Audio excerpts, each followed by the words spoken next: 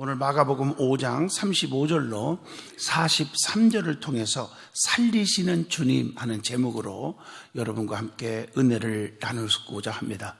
기독교는 생명의 종교입니다. 살리는 종교라고 그렇게 말을 합니다. 주님께서는 요한복음 11장 25절에서 26절에서 이렇게 말씀합니다. 예수께서 이르시되 나는 부활이요 생명이니 나를 믿는 자는 죽어도 살겠고 살아서 믿는 자는 영원히 죽지 아니하리라. 이것을 내가 믿느냐? 이렇게 물어보고 있습니다. 부활은 이해의 대상이 아닙니다. 체험과 경험의 대상이라고 봅니다. 그래서 부활의 참뜻은 다시 회복하는 데 있다고 봅니다. 그래서 부활이라는 단어는 회복하는 단어와 동의어로 사용됩니다. 히브리 원어로 보면 회복은 돌아간다, 다시 고친다 하는 뜻을 가지고 있습니다. 이처럼 부활의 참뜻은 다시 회복하는 것을 의미합니다. 오늘 본문을 보면 예수님께서 해당장 야이로의 딸을 살려주시는 말씀이 기록되어 있습니다. 이 말씀을 통해서 해당장 야이로의 딸이 죽게 되어 오셔서 살려달라고 애원했기에 예수님께서 그의 집에 갔더니 그 딸이 이미 죽어 있었습니다. 여러분 한번 바꿔놓고 생각해 보세요. 얼마나 슬프고 가슴 아픈 얘기입니까? 겨우 12살밖에 되지 않은 딸입니다. 그런데 우리 주님께서는 해당장에게 두려워하지 말고 믿기만 하라. 이 아이가 죽은 것이 아니라 잔다 하시고, 여러분 주님이 보실 때는 죽은 게 아니라 자는 것입니다. 차원이 달라요. 그리고 그 아이의 손을 잡고 달리다금 이렇게 외쳤습니다. 이 말을 번역하면 무슨 뜻입니까? 소녀야 내가 네게 말하노니 일어나라 하는 뜻이라는 것입니다. 주님의 명령 한마디에 죽은 소녀가 곧 일어나 걸어가게 되니 사람들이 크게 놀랍다고 했습니다. 그러면 먼저 기독교의 특징이 무엇인지를 알아야 되겠습니다. 세상에는 수많은 종교들이 있습니다. 그리고 그 모든 종교들은 다 수양의 종교요, 고행의 종교요, 윤리의 종교요, 도덕의 종교요, 뭐 이렇게 말할 수 있겠죠. 그러나 내가 믿는 기독교는 생명의 종교라고 말합니다. 그래서 요한복음 11장 25절로 26절에 아까 읽어준 말씀 다시 읽습니다. 나는 부활이요 생명이니 나를 믿는 자는 죽어도 살겠고 살아서 믿는 자는 영원히 죽지 아니하리니 이것을 네가 믿느냐라고 말씀합니다. 여러분 이 말씀 속에서 믿는 자는 영원히 죽지 않는다는 것입니다. 그게 26절의 메시지입니다. 부활을 믿는 자에게는 가장 큰 소망이요 큰 축복입니다. 고린도전서 15장 19절에 말씀합니다. 만일 그리스도 안에서 우리가 바라는 것이 만일 이 세상에 살 뿐이면 모든 사람 가운데 우리가 더욱 불쌍한 자이라 이렇게 말합니다. 또 죽음에서 승리하신 분만이 죽을 영혼을 구원할 수가 있습니다. 고린도전서 15장 14절에 그리스도께서 만일 다시 살아나지 못하셨으면 우리가 전파하는 것도 헛것이요 너희의 믿음도 헛것이며 그렇게 말하고 있습니다. 다시 말하면 부활의 믿음이 없는 사람은 우리의 믿음이 삶이 다 헛것이란 말이에요. 가치가 의미가 없다는 것입니다. 죄로 말미암아 영원히 죽을 수밖에 없는 인간을 위해 예수님께서 대신 십자가에 달려 죽어주셨습니다. 로마서 5장 8절에 우리가 아직 죄인 되었을 때에 그리스도께서 우리를 위하여 죽어주심으로 하나님께서 우리에 대한 자기의 사랑을 확증하셨느니라. 여러분, 저나 여러분이나 인간은 누구나 다 죄인입니다. 로마서 3장 10절에 기록된 바 의인은 없나니 단 하나도 없으며 그랬단 말이에요. 로마서 3장 23절에 또 뭐라 하겠습니까? 모든 사람이 죄를 범하였음에 하나님이 영광에 이르지 못하였다 이렇게 말하고 있습니다. 그래서 요한복음 3장 16절 보세요. 하나님이 그랬기 때문에 죄로 말미암아 죽어야 할 우리들을 위해서 주님을 보내주신 거 아닙니까? 그래서 하나님이 세상을 이처럼 사랑하사 독생자를 주셨으니 이는 그를 믿는 자마다 멸망하지 않고 영생을 얻게 하려 하심이라. 그리고 생명을 얻습니다. 요한복음 10장 10절에 내가 온 것은 양으로 생명을 얻게 하고 더 풍성하게 얻게 하려는 것이라 이렇게 말했어요. 그러므로 기독교는 생명의 종교입니다. 두 번째, 기독교는 무슨 종교예요? 변화의 종교라고 말합니다.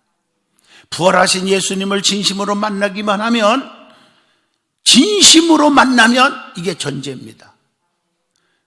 변화가 꼭 일어납니다. 오순절날 성령을 받았습니다. 진실로 진짜 은혜를 받았어요. 그랬더니 변화가 일어났어요. 사도행전 2장 37절로 47절을 보시면 나오죠. 서로 떡을 떼어주고 나눠 먹고 나눠주고 네 것 내 것 안 따지고 모이기에 힘쓰고 모여서 기도하고 전도하고 사도들의 가르침을 받았고 말씀을 전하기만 하면 불평 원망 비판이 아니라 가슴을 치며 어찌할꼬 찔림 받았어요. 이게 다 변화 아닙니까? 구체적으로 그 말씀을 분석해 본다면 사도행전 2장 45절로 46절에 소유를 팔아서 나눠줬잖아요. 사랑이 넘쳤습니다. 사도행전 2장 42절에 사도들이 가르침을 받았습니다. 또 사도행전 2장 42절에 서로 교제하고 떡을 떼며 오로지 기도하는 일에 힘썼다 그랬습니다. 사도행전 2장 46절에 날마다 마음을 같이하여 성전에 모이기를 힘쓰고 그렇게 말하고 있습니다. 사도행전 2장 37절에 말씀을 들을 때 사도들의 말씀을 들을 때 우리가 어찌할꼬 하고 찔림받는 일들이 많아졌습니다. 사도행전 2장 47절에 하나님을 찬미하며 온 백성에게 뭘 들었어요? 친송을 받았다고 말씀합니다. 그랬더니 사도행전 2장 47절에 열매가 맺혀지는데 주께서 구원받는 사람을 날마다 더하게 하시니라. 이게 바로 변화의 삶입니다. 삶이 변화되어야 합니다. 절망의 삶에서 희망의 삶으로 변화를 받았다는 것입니다. 예수님께서 우리를 위하여 죽으셨고 우리를 위하여 다시 사셨습니다. 절망이 희망으로 바꿔진 것입니다. 정죄의 삶에서 용서의 삶으로 변화되었습니다. 모세의 율법으로 유죄 판결을 받은 인간들이 예수 그리스도의 부활에 의해서 무죄 판결을 받게 되었습니다. 무죄 이렇게 되었어요. 얼마나 감사한 일이에요. 인간과 하나님과의 관계가 회복되었습니다. 미움의 삶에서 사랑의 삶으로 변화되었습니다. 원수를 사랑하는 힘의 근원은 십자가에 있습니다. 그 십자가의 승리는 사랑의 승리였습니다. 예수님께서는 부활하신 후에 누구에게 찾아오셨습니까? 하는 얘기입니다. 자, 주님은 부활하신 후에 찾아오셨어요. 누구에게? 슬퍼하는 마리에게 오셔서 위로를 주셨어요. 요한복음 20장 13절에 천사들이 이르되 어찌하여 여자여 어찌하여 우느냐. 무덤에서 울고 있는 마리아의 모습을 볼 수 있잖아요. 요한복음 20장 11절 마리아는 무덤 밖에 서서 울고 있더니 울면서 구부려 무덤 안으로 들여다보니 이런 말씀이 있잖아요. 어찌 우느냐고 천사들이 물어봅니다. 13절 예수께서는 슬퍼하는 자에게 찾아오셔서 위로하십니다. 요한복음 20장 16절에 예수께서 마리아야 하시거늘 마리아가 돌이켜 히브리 말로 라보니 하니 이런 말씀이 나오잖아요. 두려워하고 있는 또 제자들에게 또 오셔서도 예수님은 평안을 주셨어요. 요한복음 20장 19절에 예수께서 오사 가운데 서서 이르시되 너희에게 평강이 있을지어다. 두려워 떨고 있는 제자들에게 오셔서 평강이 있을지어다 라고 하시면서 축복하신 거예요. 요한복음 20장 19절에 예수께서 오사 가운데 서서 이르시되 너희에게 평강이 있을지어다. 오늘도 주님이 여러분에게 찾아오셔서 부활의 주님을 만나게 하십니다. 그리고 평강할지어다 하고 축복을 주시는 줄로 믿습니다. 우리 주님께서는 평안을 주시면서 또 두려워하지 말라. 요한복음 14장 27절 보시면 평안을 너희에게 끼치노니 곧 나의 평안을 너희에게 주노라 라고 말씀합니다. 의심하고 있는 도마에게 찾아오셔서 또한 나의 주 나의 하나님이라고 고백을 하게 하십니다. 요한복음 20장 29절에 너는 나를 본고로 믿느냐? 만져보고 믿느냐? 그러나 보지 못하고 믿는 자들은 복되도다 하시니라. 그 다음에 세 번째 기독교는 사실의 종교입니다. 예수님의 탄생, 예수님의 죽음, 예수님의 부활, 예수님의 승천은 모두 다 역사적인 사실입니다. 누가복음 1장 1절로 4절에 우리 중에 이루어진 사실에 대하여 이렇게 말씀하잖아요. 믿음으로 구원받고 믿음으로 보고 듣는 사실입니다. 사도행전 4장 20절 우리는 보고 들은 것을 말하지 아니할 수가 없다고 말합니다. 네 번째 기독교는 이적과 기적의 종교입니다. 체험의 종교입니다. 성경을 보면 엄청난 기적들이 많이 기록되어 있어요. 맹인이 보게 됩니다. 마태복음 21장 14절에 맹인과 전원자들이 성전에서 예수께 나오매 고쳐주시니 그랬어요. 또 못 걷는 사람이 걷게 됩니다. 사도행전 8장 7절에 많은 중풍병자와 못 걷는 사람이 나으니 그렇게 말하고 있어요. 또 한센병자가 고침을 받았습니다. 마태복음 8장 2절로 3절을 읽어보면 예수께서 손을 내밀어 그에게 대시며 이르시되 내가 원하노니 깨끗함을 받으라 하시니 즉시 그의 나병이 나았다고 했습니다. 또 죽은 자도 살아났습니다. 마태복음 11장 5절에 죽은 자가 살아나며 가난한 자에게 복음이 전파된다 하라 이렇게 말하고 있습니다. 다섯 번째로 기독교는 사랑의 종교입니다.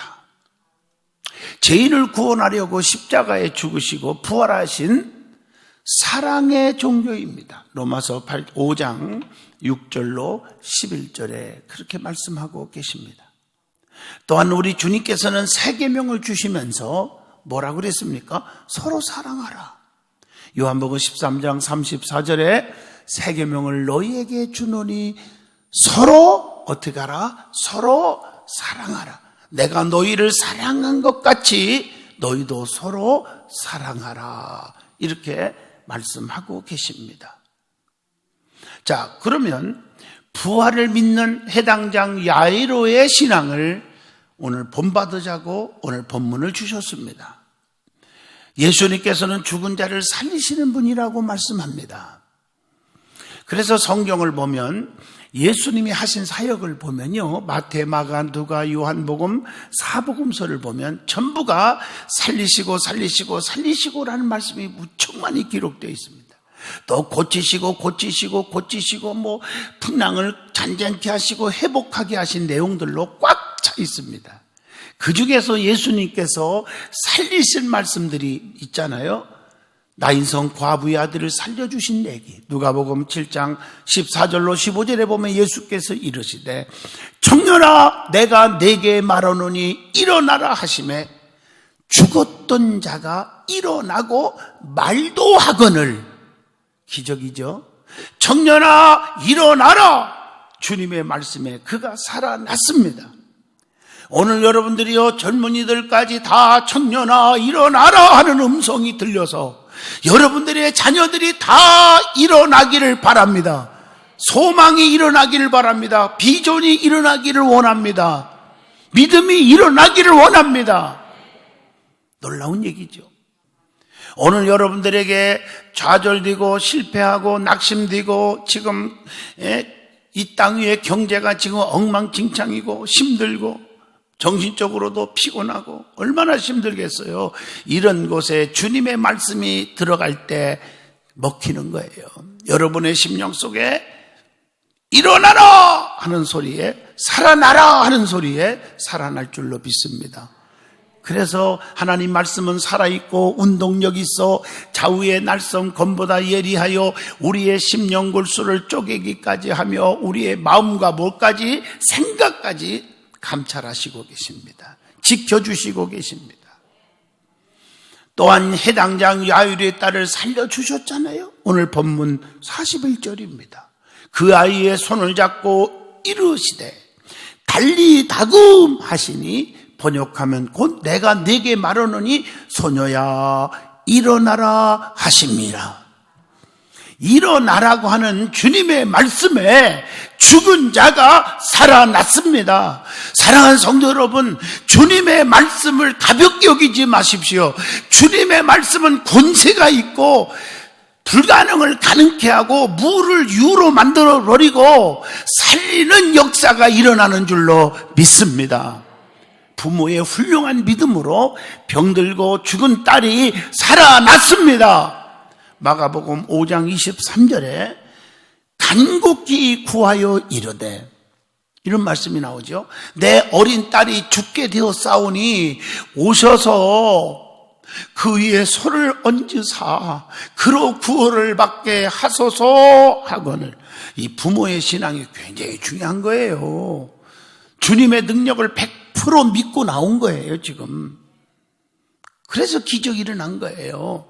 해당장 야일의 딸이 어떻게 살아났느냐를 말씀드리고 있습니다. 그걸 구체적으로 분석을 해보면, 첫째, 자녀를 위해서 부모가 예수님께 찾아왔다는 것입니다. 해당장 야이로가 딸을 위해 예수님께 찾아온 거예요. 누가복음 8장 41절, 이에 해당장인 야이로라 하는 사람이 와서 예수의 발 아래에 엎드려 자기 집에 오시기를 간구하니 그랬단 말이에요.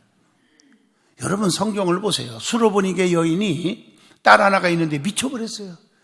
얼마나 안타까워요. 발작하고 다녀요.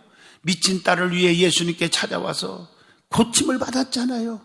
마가복음 7장 26절, 그 여자는 헬라인이요 수로보니게 족속이라 자기 딸에게서 귀신 쫓아내주기를 간구하거늘. 찾아와서 부탁해서 예수님으로부터 여자여 네 믿음이 크도다, 네 소원대로 되라.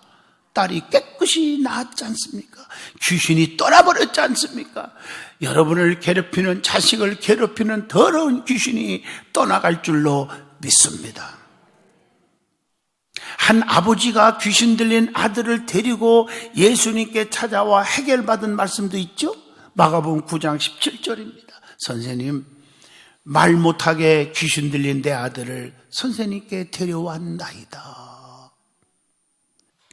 그리고 간절한 마음으로 애원하여야 합니다.